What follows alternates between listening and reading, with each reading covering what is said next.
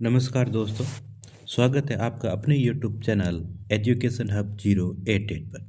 आज की क्लास के अंतर्गत चर्चा करेंगे क्लास 9th का चैप्टर जनसंख्या, जिसका एक भाग अपने पहले कंप्लीट कर लिया था। आज भाग 2 पढ़ेंगे, जिसके अंतर्गत पढ़ेंगे जनसंख्या वृद्धि एवं जनसंख्या परिवर्तन की प्रक्रिया।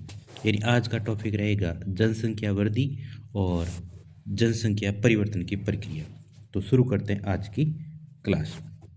जनसंख्या एक परिवर्तनशील प्रक्रिया। बिल्कुल अपन कह सकते हैं जनसंख्या स्थिर नहीं, यानी समय समय इसमें क्या होते रहते हैं, परिवर्तन। यानी जनसंख्या दिन ब दिन बढ़ती रहती है। तो अपन से ये पूछ सकते हैं कि जनसंख्या क्या परिवर्तनशील प्रक्रिया है? तो जनसंख्या समय के साथ बढ़ती रहती है। आबादी की संख्या परिवर्तन एवं संगठन में लगातार परिवर्तन होता रहता है। यानी जो संख्या है वो दिन ब दिन बढ़ती रहती है, उसका वितरण अलग अलग क्षेत्रों में अलग अलग प्रकार का पाया जाता है और संगठन में लगातार परिवर्तन होते रहते हैं। यानी किसी भी क्षेत्र की, कोई भी जो क्षेत्र है उसकी जो संख्या है वो समय के साथ बढ़ती रहती है और इस संख्या का जो वितरण है, कुछ क्षेत्रों में जनसंख्या अधिक पाई जाती है तो कुछ क्षेत्रों में जनसंख्या कम पाई जाती है। तो जनसंख्या का वितरण भी असमान है। यह परिवर्तन 3 प्रक्रियाओं के द्वारा होता है, जिसके अंतर्गत जन्म, मृत्यु और प्रवास के आपसी संयोजन के प्रभाव के कारण होता है। यानी जनसंख्या में जो परिवर्तन हो रहा है इसके मुख्य कारण है जन्म दर, मृत्यु दर और प्रवास। इसके बारे में आगे अपन डिस्कस करेंगे। सबसे पहले जनसंख्या वृद्धि। जनसंख्या वृद्धि का अर्थ होता है किसी विशेष समय अंतराल में, जैसे 10 वर्षों के भीतर किसी देश राज्य के निवासियों की संख्या में परिवर्तन, वो क्या कहलाती है? जनसंख्या वृद्धि। यानी किसी विशेष समय अंतराल में, जिसको अपन मानते हैं 10 वर्ष के भीतर किसी देश या राज्य के निवासियों की संख्या में जो परिवर्तन होता है वो क्या कहलाती है? जनसंख्या वृद्धि। इस प्रकार के परिवर्तन के 2 प्रकार में व्यक्त किया जा सकता है। पहला है सापेक्ष वृद्धि और दूसरा है प्रति वर्ष होने वाले प्रतिशत में वृद्धि। तो यहाँ पर 2 पहलुओं के द्वारा इसको व्यक्त किया जाता है। एक होता है सापेक्ष वृद्धि और दूसरा प्रति वर्ष होने वाले प्रतिशत के अंतर्गत परिवर्तन। सापेक्ष वृद्धि के अंदर बात करें तो इसमें यही कहा कि भाई 10 वर्ष के बाद में जनसंख्या के अंतर्गत कितनी वृद्धि हुई और वही वृद्धि आगे भी उसी प्रकार से बनी रही, तो वो कहलाती है सापेक्ष वृद्धि। और दूसरा है प्रति वर्ष होने वाले प्रतिशत परिवर्तन, इसको आगे डिस्कस करेंगे। प्रत्येक वर्ष या एक दशक में बड़ी जनसंख्या कुल संख्या में वृद्धि का परिणाम है। यानी प्रत्येक वर्ष या एक दशक में जो जनसंख्या बढ़ती है वह कुल जनसंख्या में वृद्धि का परिणाम है। यानी प्रत्येक वर्ष हो गया या एक दशक, यानी तो 10 वर्ष का समय, उसके अंतर्गत जो जनसंख्या बढ़ती है वह जनसंख्या वृद्धि का परिणाम है। पहले की जनसंख्या जो 2001 की जनसंख्या है और बाद की जनसंख्या 2011 की जनसंख्या से घटाकर इसे प्राप्त किया जाता है। इसे क्या कहते हैं? सापेक्ष वृद्धि दर। यानी जनसंख्या 2001 की जो जनसंख्या है और 2011 की जनसंख्या, यानी 2011 की जनसंख्या को जब 1 से घटा दिया जाता है तो जो जनसंख्या प्राप्त होती है उसको निरपेक्ष वृद्धि दर कहा जाता है। यानी कितनी वृद्धि हुई वो निरपेक्ष वृद्धि दर कहलाती है। जनसंख्या की वृद्धि का दूसरा महत्वपूर्ण पहलू है इसका अध्ययन, और इसका अध्ययन प्रति वर्ष प्रतिशत में किया जाता है। यानी जनसंख्या वृद्धि का दूसरा महत्वपूर्ण जो पहलू है वो है अध्ययन। यानी इसका अध्ययन किया जाता है वो प्रति वर्ष किस में किया जा रहा है? प्रतिशत के अंतर्गत किया जाता है। यानी प्रति वर्ष भी किया जा रहा है और किस में किया जा रहा है? प्रति वर्ष में। जैसे आपको एक ग्राफ बता रहा है कि 1951 से लेकर 61 के अंदर का जो प्रति दशक वृद्धि दर थी वो थी 21.64। वही बढ़कर 1961 और 71 के अंतर्गत कितनी हो गई थी, 24.8%। फिर वही 1971 और 81 में थोड़ी सी नीचे आई और 24.67 हो गई। और फिर 1981 और 91 के अंतर्गत इसमें जनसंख्या में जो वृद्धि दर थी वो थोड़ी सी कम हुई और 23.87 आ गई थी। 1991 से लेकर 2000 के अंतर्गत इसमें कमी आई और 21.54% पर आ गई। और फिर 2001 और 11 के अंतर्गत ये 17.64% पर आ गई। यानी जो दशक की वृद्धि दर है अभी वो 17.64 है। यानी समय के साथ धीरे धीरे जो दशक की वृद्धि दर है उसमें क्या आ गई है, कमी आ गई। आगे बात करें तो एक ग्राफ और बताया गया कि भारत में कुल जनसंख्या 1901 से 21 तक 10 लाख में दिखाई गई है। और इधर है जनसंख्या लाखों में व्यक्त की गई है। और इधर ये आपको जनसंख्या के ये किन किन समय जनगणना हुई उसके बारे में बताया गया। 1901 के अंतर्गत भारत की जो जनसंख्या थी वो 238.40 10 लाख में व्यक्त की गई, यानी लाखों में व्यक्त की गई। यानी धीरे धीरे जनसंख्या में क्या हो रही है, बढ़ोतरी हो रही है। लेकिन आपको ये थोड़ा ध्यान रखना है कि 1911 और 1921 इसके बीच में जनसंख्या में क्या हुई थी, कमी हुई थी। यानी आपसे पूछ सकते हैं किस जनगणना के अंतर्गत जनसंख्या के अंतर्गत कमी व्यक्त की गई थी। तो 1911 से लेकर 1921 के बीच की जो जनगणना हुई थी उसमें जनसंख्या कम हुई थी। अब यहाँ पर जनसंख्या कम होने का कारण क्या था, इस समय प्रथम विश्व युद्ध हो रहा था और दूसरे भी कारण थे, कहीं पर अकाल की स्थिति थी, उसके कारण भी जनसंख्या क्या हुई गई थी, कम हो गई थी।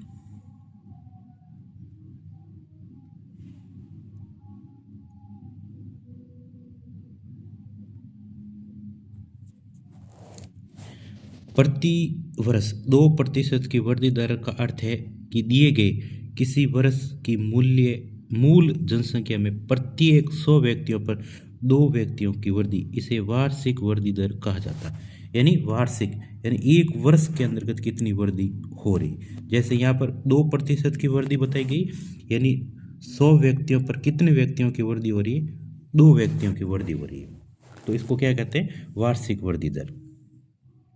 भारत की आबादी 1951 में 3,610 लाख से बढ़कर 2011 में 12,100 लाख हो गई। यानी लगभग अपन कह सकते हैं 121 करोड़ भारत की जनसंख्या 2011 की जनगणना के आधार पर हो गई। और वर्तमान की अगर बात करें तो लगभग भारत की जनसंख्या 144 करोड़ तक हो गई है। नए आंकड़े आएंगे उसके बाद आपको आगे की जानकारी पता चलेगी। यानी ये वर्ष दिए गए हैं, कुल जनसंख्या है, एक दशक और एक वार्षिक वृद्धि दर।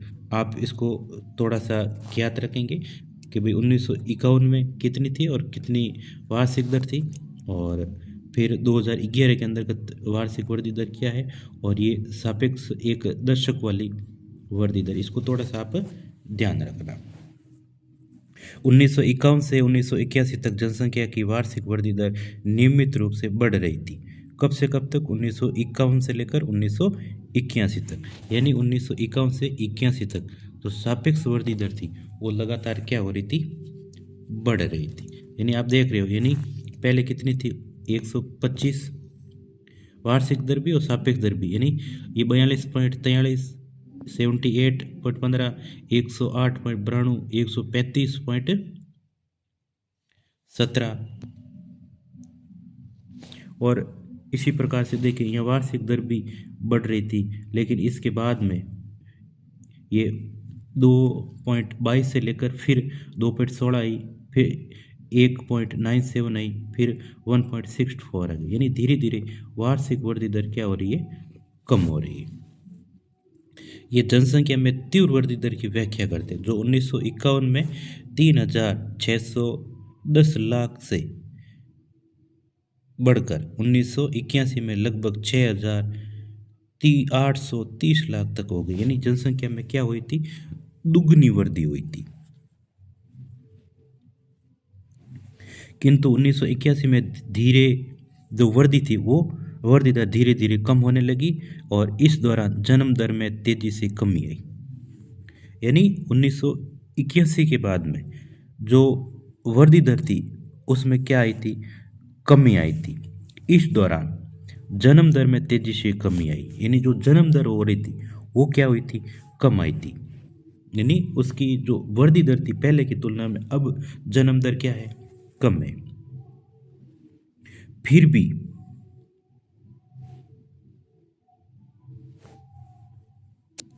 केवल 1990 में कुल जनसंख्या में 1820 लाख की वृद्धि हुई। इतनी बड़ी वार्षिक वृद्धि दर इससे पहले कभी नहीं हुई। यानी जनसंख्या जो जन्म दर है वो उसमें कमी तो हुई, लेकिन फिर भी 1990 में कुल जनसंख्या में लगभग 1820 लाख की वृद्धि दर्ज की गई थी। इस पर ध्यान देना आवश्यक है कि भारत की आबादी बहुत अधिक है। बिल्कुल सही, आप सभी जानते हो भारत की आबादी बहुत ही अधिक है। जब विशाल जनसंख्या में कम वार्षिक दर लगाया जाता है तब इसमें सापेक्ष वृद्धि दर बहुत अधिक होती है।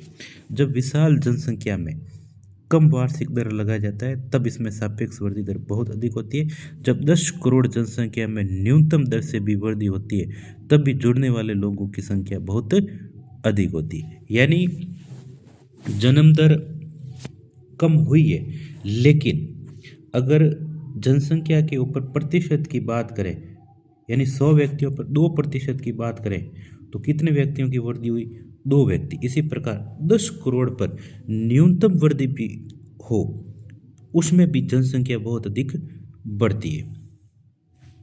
भारत में वर्तमान जनसंख्या में वार्षिक वृद्धि जो संसाधनों और पर्यावरण के संरक्षण को निष्क्रिय करने के लिए पर्याप्त है। यानी भारत के अंतर्गत जो जनसंख्या वर्तमान के अंतर्गत वार्षिक वृद्धि दर हो रही है, जिसके कारण यहाँ के जो संसाधन है और पर्यावरण को बचाने के लिए जो कार्य किए जा रहे हैं उनको निष्क्रिय करने के लिए ये पर्याप्त है। यानी जो भी संसाधन है और सरकार के द्वारा पर्यावरण संरक्षण के लिए जो भी कार्य किए जा रहे हैं उनको निष्क्रिय करने के लिए, या उनके ऊपर अपन कह सकते हैं सरकार के द्वारा जो पर्यावरण संरक्षण के कार्य किए जा रहे हैं उनको निष्क्रिय करने के लिए जो जनसंख्या वृद्धि है वो पर्याप्त अपना योगदान दे रही है। वृद्धि दर में कमी जन्म दर नियंत्रण के लिए किए जा रहे प्रयासों के फल सफलता को प्रदर्शित कर रही है। यानी जो जन्म वृद्धि दर में कमी आई है ना, वो जन्म दर पर नियंत्रण करने के लिए किए जा रहे प्रयासों की सफलता को प्रदर्शित कर रही है। यानी कि भाई अपन के यहाँ पर वृद्धि दर वो कम हुई। अब वृद्धि दर कम हुई तो अपन ने किसके ऊपर नियंत्रण किया, जन्म दर के ऊपर नियंत्रण किया, जिसके कारण जो वृद्धि दर है वो कम आई थी। इसके बावजूद जनसंख्या की वृद्धि जारी है तथा 2023 में भारत चीन को पीछे छोड़ते हुए विश्व के सबसे अधिक आबादी वाला देश बन गया। यानी भारत 2023 में चीन को पीछे छोड़ते हुए विश्व के सबसे अधिक आबादी वाले देश बन गया। यानी वर्तमान के अंदर अगर बात देखें, नए आंकड़े आएंगे उसके अंतर्गत भारत ने चीन को पीछे छोड़ते हुए विश्व के सबसे अधिक आबादी वाला देश बन गया है। जनसंख्या वृद्धि या परिवर्तन की प्रक्रिया। जनसंख्या में होने वाले परिवर्तन की 3 प्रमुख प्रक्रियाएं, यानी किस किस के कारण परिवर्तन हो रहा है, वृद्धि हो रही है। एक तो जन्म दर के कारण, एक है मृत्यु दर के कारण और एक प्रवास के कारण। जन्म दर और मृत्यु दर के बीच का अंतर जनसंख्या की प्राकृतिक वृद्धि है। यानी जनसंख्या की जो प्राकृतिक वृद्धि हो रही है वो जन्म दर और मृत्यु दर के बीच का क्या है, अंतर है। एक वर्ष में प्रति 1000 व्यक्तियों में जितने जीवित बच्चों का जन्म होता है उसे जन्म दर कहते हैं।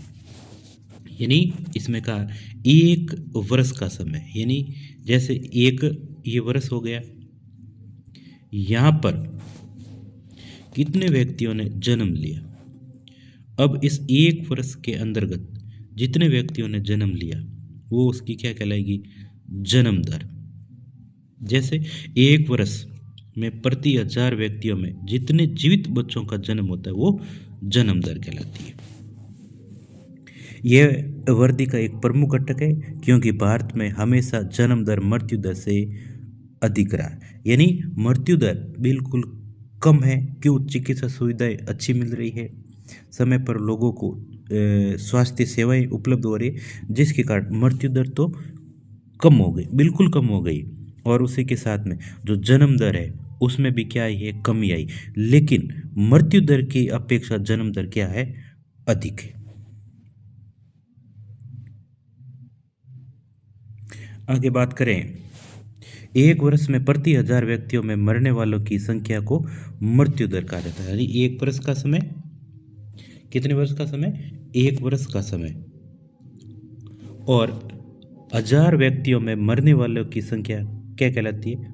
मृत्यु दर। यानी एक वर्ष के अंतर्गत 1000 जो बच्चों ने जन्म लिया उसमें से कितने बच्चे की डेथ हो जाती है वो क्या कहलाती है? मृत्यु दर। मृत्यु दर में तेज गिरावट भारत की जनसंख्या में वृद्धि दर का प्रमुख कारण है। यानी जो भारत की अंतर्गत जो जनसंख्या में वृद्धि हो रही है उसका मुख्य कारण क्या है? मृत्यु दर में तेजी से कमी आना। 1980 तक उच्च जन्म दर एवं मृत्यु दर में लगातार गिरावट के कारण जन्म दर तथा मृत्यु दर में काफी बड़ा अंतर आ गया। 1980 तक उच्च जन्म दर और मृत्यु दर में लगातार गिरावट के कारण जन्म दर और मृत्यु दर में काफी बड़ा अंतर आ गया। जन्म दर आज भी है, अधिक है, यानी पहले की तुलना में तो कम हुई, लेकिन मृत्यु दर पहले की तुलना में आज बिल्कुल कम हो गई। 1981 से धीरे धीरे जन्म दर में काफ़ी गिरावट आना शुरू हुई, जिसके परिणामस्वरूप जनसंख्या वृद्धि दर में भी गिरावट आई। इस प्रकार के चलन का क्या कारण है? यानी 1981 के बाद धीरे धीरे जन्म दर में गिरावट आई और इसके परिणामस्वरूप जनसंख्या जो वृद्धि दर हो रही थी उसमें भी क्या आई। अब इसके क्या कारण है?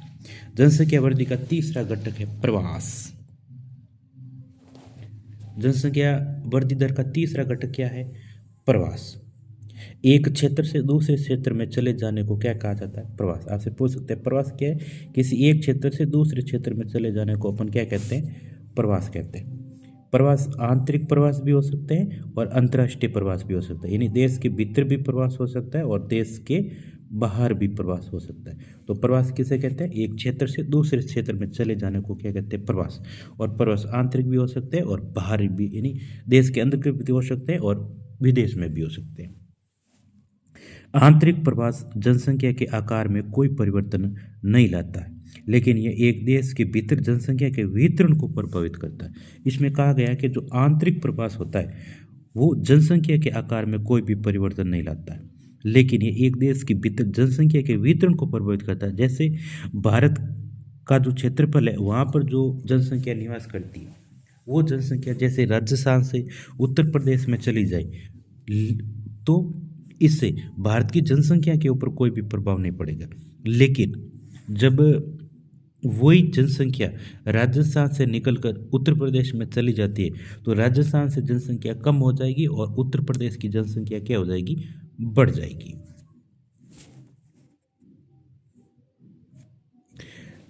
लेकिन जनसंख्या वितरण एवं उनके घटकों को परिवर्तित करने में प्रवास की महत्वपूर्ण भूमिका रहती है। भारत में अधिकतर प्रवास ग्रामीण से शहरी क्षेत्रों की ओर होता है। आपसे पूछिए भारत के अंतर्गत जो प्रवास पाया जाता है वो अधिकतर किस ओर होता है? ग्रामीण क्षेत्रों से शहरी क्षेत्रों की ओर होता है, क्योंकि ग्रामीण क्षेत्रों में अपकर्षण कारण प्रभावी होता है। जो ग्रामीण क्षेत्रों में गरीबियों, बेरोजगारी की प्रतिकूल अवस्थाएं हैं तथा नगरों में अभिकर्षण प्रभाव रोजगार में वृद्धि और अच्छे जीवन स्तर को दर्शाता है। यानी आपसे पूछे जो प्रवास है उसके कारण जनसंख्या ग्रामीण क्षेत्रों से शहरी क्षेत्रों में जाने के लिए विवश होती है। क्यों होती है? क्योंकि ग्रामीण क्षेत्रों में रोजगार की कमी पाई जाती है और वही शहरी क्षेत्रों के अंतर्गत रोजगार मिल जाता है। अपने जीवन स्तर को बेहतर बनाने के लिए व्यक्ति ग्रामीण क्षेत्रों को छोड़कर कहाँ, किस ओर चला जाता है? शहरी क्षेत्र में चला जाता है। प्रवास जनसंख्या परिवर्तन का एक महत्वपूर्ण घटक है।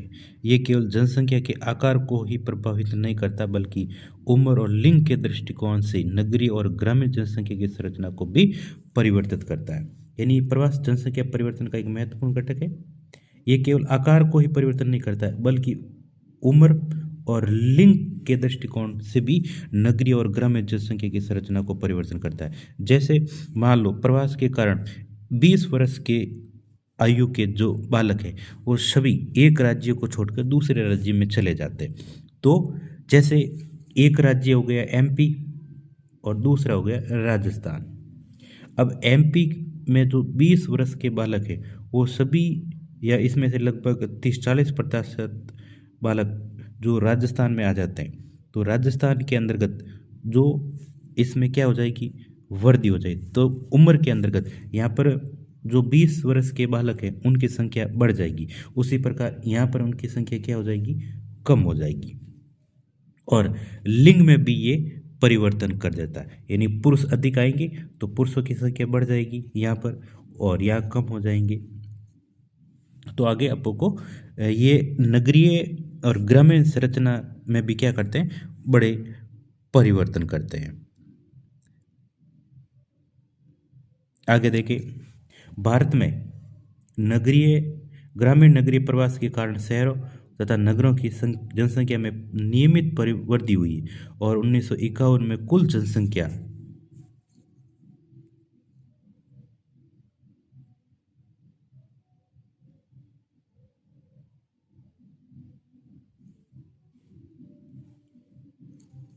कुल जनसंख्या 17.29% नगरीय जनसंख्या थी और 2001 में ये बढ़कर कितनी हो गई, 31.80% हो गई। यानी शुरुआत के अंतर्गत देखें तो ये जनसंख्या थी, जो नगरीय जनसंख्या बढ़ रही थी वो 17.29 थी, और यही 2011 के अंतर्गत बढ़कर कितनी हो गई, 31.80% हो गई।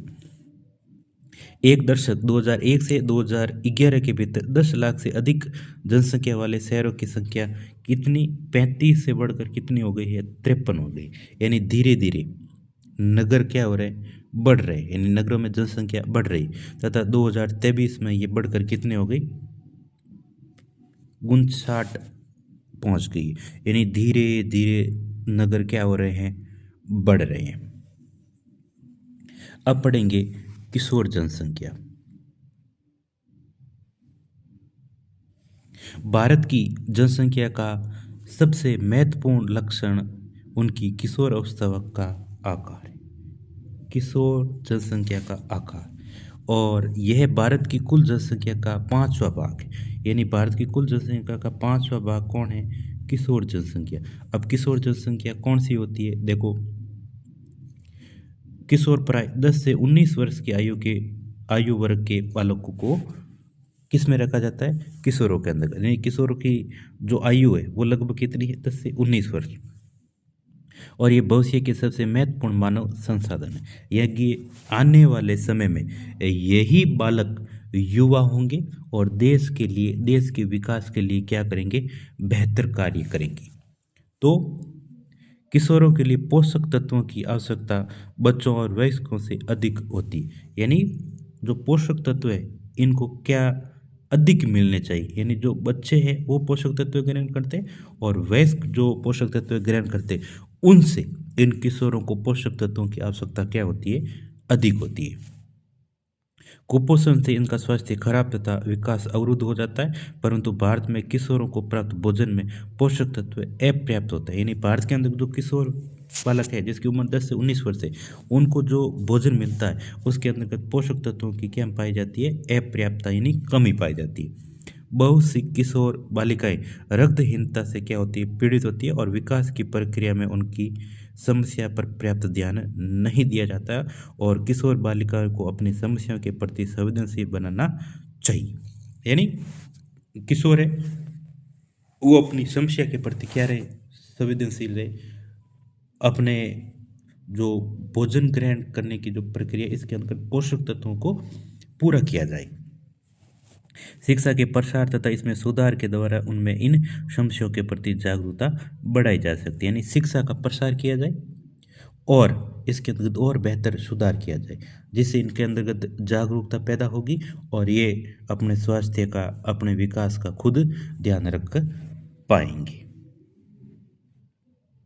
अब समय समय पर सरकार के द्वारा जनसंख्या के प्रति क्या नीति अपनाई, उनके द्वारा क्या क्या प्रयास किए गए।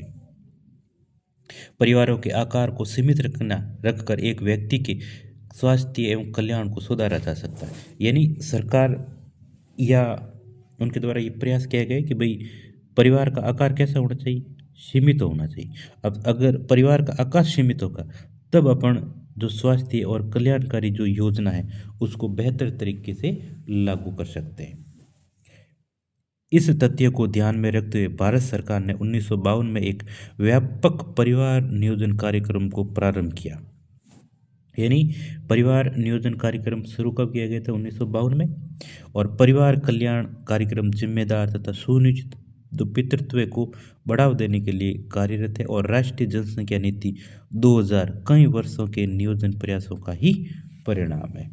और राष्ट्रीय जनसंख्या नीति 2002 क्या कहती है कि भाई 14 वर्ष से कम आयु के बच्चों को निःशुल्क शिक्षा प्रदान करने, शिशु मृत्यु दर को प्रति 1000 से घटाकर इसमें 30 से कम करने, व्यापक स्तर पर टीकारोधी बीमारियों से बच्चों को छुटकारा दिलाने, लड़कियों की शादी की उम्र को बढ़ाने के लिए प्रोत्साहित करने तथा परिवार नियोजन को एक जन केंद्रित कार्यक्रम बनाने के लिए नीतिगत ढांचा प्रदान करती है। तो ये जनसंख्या जो नीति है 2000 उनके बारे में कहा गया है कि भाई आपसे पूछ सकते हैं कि जो जनसंख्या नीति 2020 है उसके अंतर्गत कौन कौन से प्रावधान किए गए थे।